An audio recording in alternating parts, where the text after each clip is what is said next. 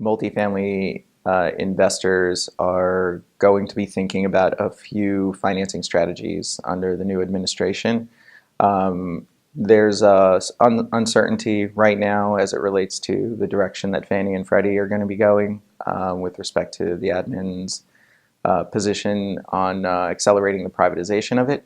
And I think that with the continued rise of a lot of the non-bank lenders that are coming into the space, you're going to see a lot of multifamily investors, particularly those that are pursuing more of the value-add transitional type of assets, taking advantage of those. I also think that you're going to see a lot more of the life company profile getting more active now in the space with respect to those groups that are maybe taking down more stable or core type assets.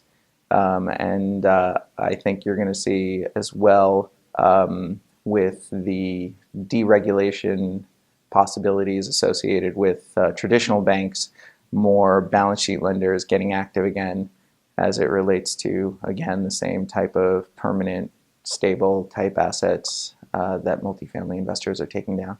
Rising interest rates are going to have a very acute impact on deal flow in any immediate way.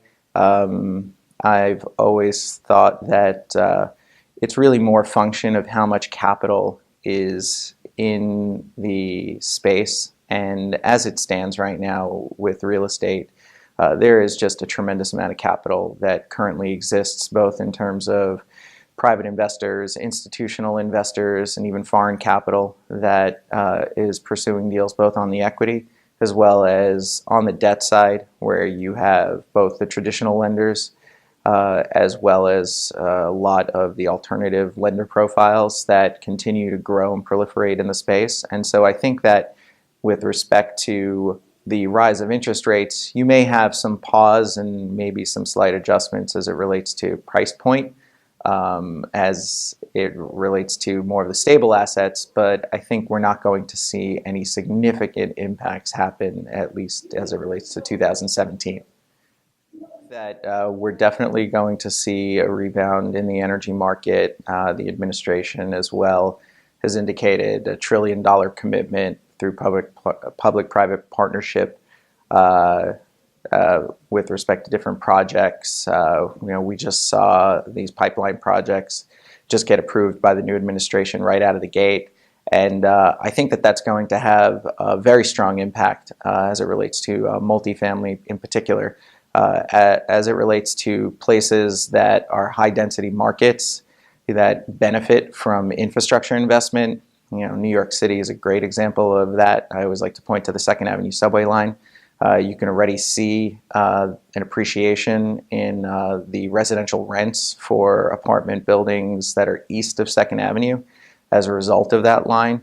And then comparably taking energy markets like Houston, which definitely got impacted over the last couple of years in the energy downturn, having a strong rebound this year, particularly on the multifamily side.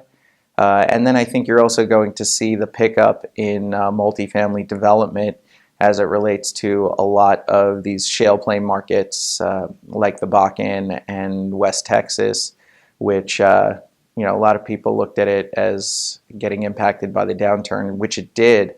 But I think, in fact, it really just gave those areas a breather to be able to actually roll out infrastructure-related investments to deal with the population growth that it was dealing with over the last few years during the energy boom, going from places with just a few hundred people to a scale of 10 times that and more. So I think we're going to see a big pickup as it relates to those areas as well.